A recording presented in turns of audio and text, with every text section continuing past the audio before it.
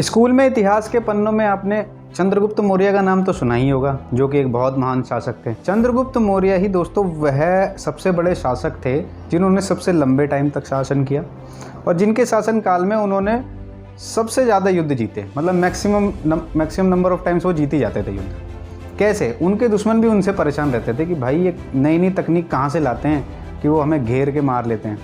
नए नए तरीक़ों से वो युद्ध लड़ते थे। वो कैसे होता था? नमस्कार, मैं हूं Vikram Singh, motivational coach and leadership consultant. Chandragupta Maurya की एक फेमस जो तकनीक थी जिसको हम गोरिल्ला कैंपेन के नाम से जानते हैं, उस कैंपेन के थ्रू वह दुश्मनों पे इस तरीके से वार करते थे घेर के कि उन्हें पता ही नहीं चलता था दुश्मनों को, और धीरे धीरे वह ख़त्म कर देते थे। वह क्या करते थे? सबसे पहले वह उन छोटे छोटे राज्यों पे हमला करके उन्हें अपने कब्जे में करते थे जिन पर दुश्मनों की नज़र बहुत कम है तो दुश्मन के शासन एरिया में ही, दुश्मनों के एरिया में ही वह गांव, छोटे से गांव कस्बे पड़ते हैं, लेकिन वह दुश्मन ज़्यादा उस पर मतलब कि ध्यान नहीं देते थे। तो उन छोटी छोटी जगहों को पहले चंद्रगुप्त मौर्य ने जीतना शुरू किया और करते करते उन्होंने पूरे भारत पे अपना कब्जा जमा लिया। तो हम बात कर रहे थे how to train your series के बारे में। इस सीरीज़ में हम पहले 3 वीडियो अपनी कंप्लीट कर चुके हैं। हमने सबसे पहले बात कर रही है lack of ambition and vision की, दूसरा हमने बात की लैक ऑफ नॉलेज की, तीसरा हमने बात किया प्रोक्रास्टिनेशन। यह वह 3 चीज़ें थी जिसकी वजह से अगर हम इन्हें अवॉइड करें तो हम जो है अपने फेलियर्स को सक्सेस में तब्दील कर सकते हैं। इसी सीरीज में अब हम चौथी वीडियो पे आ चुके हैं अपने, और आज हम बात करने वाले हैं कि lack of persistence and tactics, कि हमारा जो परसिस्टेंस और टैक्टिक्स को हमें हमारे अंदर जो लैकिंग है उसे हम कैसे दूर कर सकते हैं। आइए जानते हैं। इससे पहले हम जान लेते हैं कि lack of persistent and tactics की क्या परिभाषा है। तो आइए परिभाषा को जान लेते हैं। Persistence is the ability to be determined to do और achieve something regardless of any setbacks. Persistence क्या है? कि किसी भी कार्य को लगातार, रिगार्डलेसली मतलब लगातार बस करते रहें और कोई भी सेटबैक आए, मतलब कि अगर 2 कदम पीछे भी लेना पड़े तो कोई दिक्कत नहीं, लेकिन परसिस्टेंस के साथ हमें वह काम करते रहना चाहिए।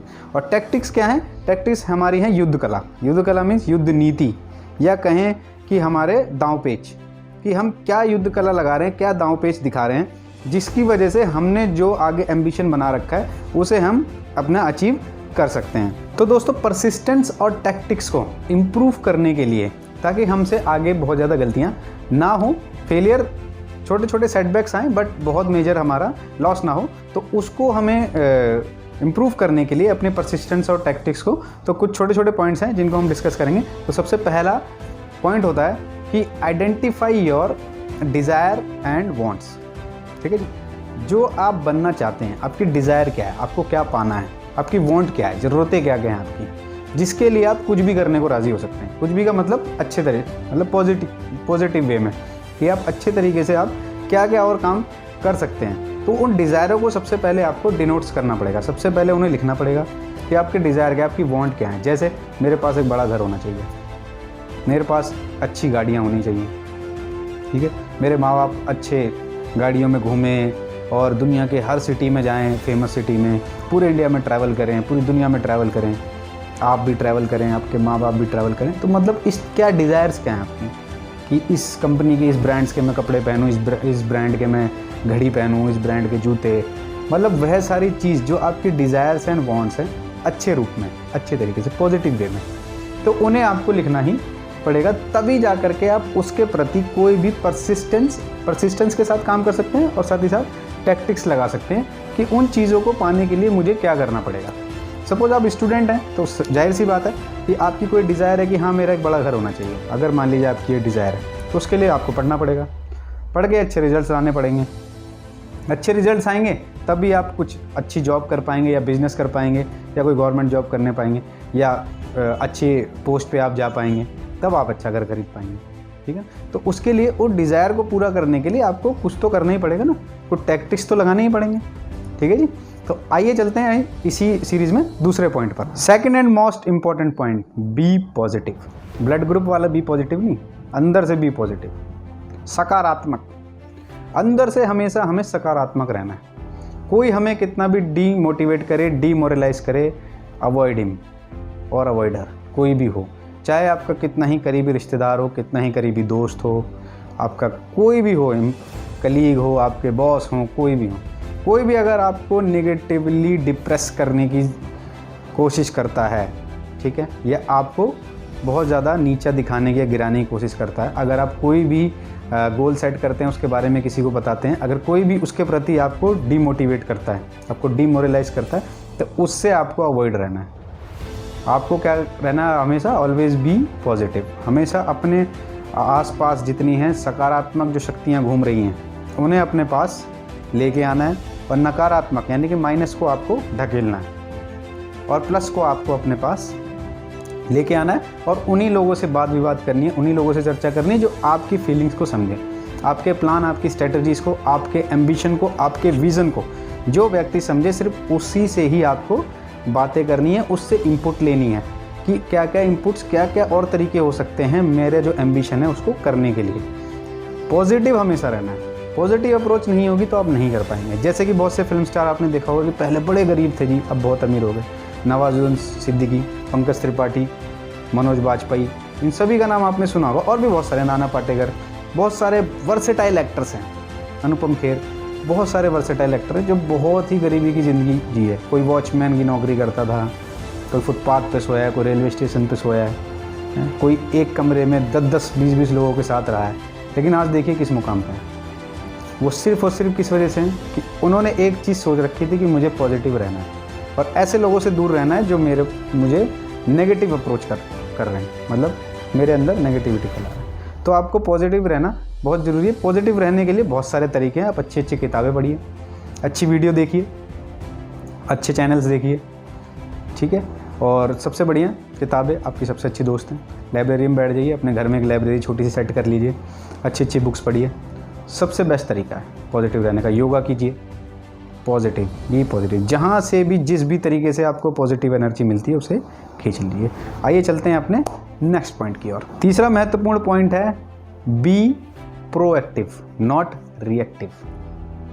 मतलब समझ लेते हैं इसका। प्रोएक्टिव का मतलब कि आपको पता है कि यह काम करना ही करना पड़ेगा, आज नहीं तो कल करना पड़ेगा, और कल नहीं तो परसों करना ही पड़ेगा।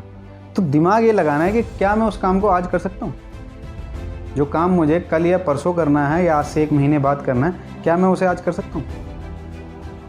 सपोज़ कि आप एक स्टूडेंट हैं और आपका एग्ज़ाम तो 1 साल बाद ही होगा। आज आपने बोर्ड क्लास, सपोज 10th या 12th में आपने एडमिशन लिया, अपनी क्लास में गए, लेकिन एग्ज़ाम आपको पता है कि वो होना ही होना है, 1 साल बाद होना ही होना है। मैं ये नहीं कह रहा हूँ कि उस एग्ज़ाम को आप आज ही दे दो, नहीं, लेकिन आप अपने आप को सेल्फ एनालाइज कर सकते हैं, बार बार एग्ज़ाम अपना खुद का लेके, जो पुराने क्वेश्चन पेपर्स हैं उन सब को लेके आप उन्हें सॉल्व कर सकते हैं, और अपने आप को सेल्फ मार्किंग दे सकते हैं कि मैं कितने मेरे नंबर आए उसमें।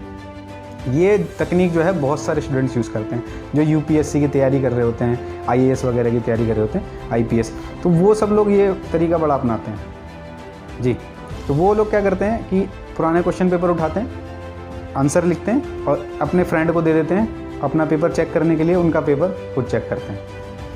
साल भर में कई बार वो एक्टिविटीज़ करते हैं जब तक कि उनका रियल एग्ज़ाम नहीं, तो वो उस चीज़ के आदी हो जाते हैं। तो आपको यही करना है कि अपने अंदर इस तरीके की हैबिट को जनरेट करना है कि आप जो है प्रोएक्टिव रहें, और दूसरा रिएक्टिव ना हो। रिएक्टिव का मतलब तब होता है जब रिज़ल्ट ख़राब आ गया, तो उसके वक्त जो हम फूट पड़ते हैं ना, कह रहे भैया मेरा तो इतना कम नंबर आने ही नहीं थे, मेरा तो बहुत अच्छा एग्ज़ाम गया था, या आपको ऑफिस में इंक्रीमेंट मिली या प्रमोशन नहीं मिली, इंक्रीमेंट आपका सबसे कम हुआ, प्रमोशन भी नहीं हुआ, तो हम क्या रिएक्टिव हो जाते हैं, नहीं सर मैं ये इंक्रीमेंट एक्सेप्ट नहीं करता जी, मैंने साल भर इतनी मेहनत करी है जी और मेरा इतना कम हो रहा है जी इंक्रीमेंट, या मेरा जी प्रमोशन नहीं हुई मेरी, ये तो अच्छी बात नहीं है। हम क्या रिएक्टिव हो जाते हैं, लेकिन सेल्फ एनालाइज हमने अपने आप को कभी किया ही नहीं होता है। अब सेल्फ एनालाइज करेंगे तो आपको पता चलेगा कि बाकी लोगों की तुलना में जो साथ के लोगों ने जो किया है, शायद उससे मेरा रिजल्ट या मैंने जो है परफॉर्मेंस थोड़ी कम दी होगी, लेकिन हम ये मानने को तैयार नहीं होते। लेकिन एकांत में आप अपने आप को एनालाइज करेंगे तो आपको बहुत सारी कमियां मिलेंगी। तो देर ना करते हुए चलते हैं नेक्स्ट पॉइंट की ओर। Take actions at regular intervals. मतलब आप समझ ही गए होंगे कि आपको एक रेगुलर इंटरवल पे, मतलब एक निश्चित टाइम पीरियड में आपको एक्शन ले लेना है, रेगुलरली एक्शन लेना है। वो कैसे कि सपोज़ अगर आप 12th के बोर्ड के एग्ज़ाम दे रहे हैं, 10th के दे रहे हैं, या यूपीएससी, ठीक है जी, आप क्लियर करने वाले हैं, या और भी कोई एग्ज़ाम कॉलेज का आपने देने वाले हैं, तो अब मान लीजिए आपके पास 1 साल का टाइम है। अब उस 1 साल को आप कई टुकड़ों में बांट सकते हैं। सपोज़ 12 महीने हैं या 10 महीने, तो यानी कि 10 टुकड़ों में आपने बांट लिया पूरे साल को। अब उसमें आपको क्या करना है कि हर महीने आपको अपने खुद का एक एग्ज़ाम लेना है, एनालाइज़ करना है। आपने एनालाइज़ किया, ठीक है, उसमें क्या क्या कमियां छूट गई, क्या क्या कमियां रह गई, उसको नोट डाउन करना है, उसकी तैयारी करनी है। फिर अगले इंटरवल में उन कमियों को दूर करना है। अगर नहीं हो पाई, कुछ परसेंट ही कमियां दूर हुई, फिर एनालाइज़ करना है कि कितनी परसेंट ये कमियां दूर हो गई। सपोज़ 10% कमियां दूर हो गई, अब 90% रह गई, फिर अगले इंटरवल में उसको ऐसे ही करना है। तो रेगुलर इंटरवल में जब आप उस चीज़ को करते रहेंगे तो आपके पास लिखित में एक रिपोर्ट मिलेगी आपको कि हमारे अंदर जब हमने पहला एक्शन लिया था तो हमारे पास ये 10 कमियां थी मेरे अंदर। उसके बाद जब मैंने दूसरा एक्शन लिया दूसरे इंटरवल में तो मेरे 8 कमियां रह गई। जब मैंने तीसरे इंटरवल में तीसरा एक्शन लिया तो 7 रह गई। चौथे इंटरवल में चौथा एक्शन लिया तो 5 रह गई। तो ऐसे करते करते आपकी कमियां बिल्कुल मिनिमम हो जाएंगी। देखिए, परफेक्ट तो कोई भी नहीं होता, बेटर होता है। हमें बेटरमेंट के लिए काम करना है, परफेक्ट होने के लिए नहीं, बिकॉज नथिंग इज़ परफेक्ट। ठीक है, जो चीज़ें हैं, इंसान है, दिमाग है, कोई भी चीज़ है वो बेटर हो सकती है, अच्छे से अच्छी हो सकती है। परफेक्ट से परफेक्ट नहीं होता, परफेक्ट कुछ भी नहीं होता।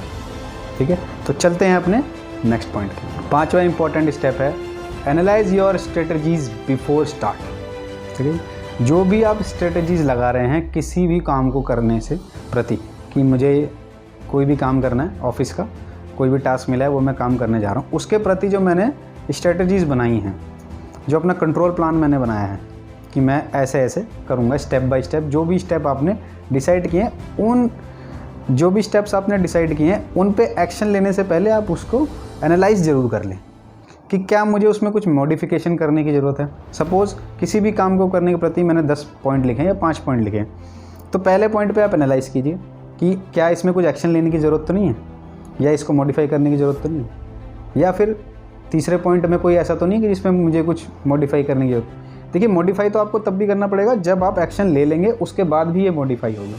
लेकिन क्या कुछ ऐसा है कि जो मैं एक्शन लेने से पहले ही उसे एनालाइज करके पहले ही थोड़ा सा उसकी जो सीवियरिटी को कम कर सकता हूँ, उस स्टेप की सीवियरिटी को मैं कम कर सकता हूँ। तो पहले से ही अगर आप थोड़ा सा एक्शन ले लेंगे तो वो ठीक हो जाएगा, बजाय इसके कि आप बाद में एक्शन लें तो ज़्यादा नुकसान हो जाए।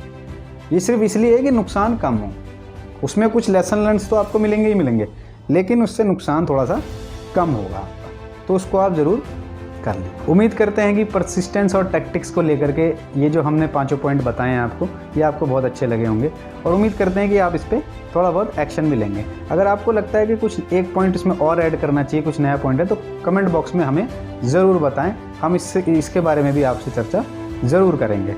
अगर वीडियो थोड़ी सी भी पसंद आई हो आपको, तो हमारा उत्साह बढ़ाने के लिए कृपया वीडियो को लाइक कीजिए और चैनल को ज़रूर सब्सक्राइब कर लें, ताकि आने वाली जितनी भी वीडियोज़ हैं इस सीरीज़ की वो आपको ज़रूर देखने को मिले।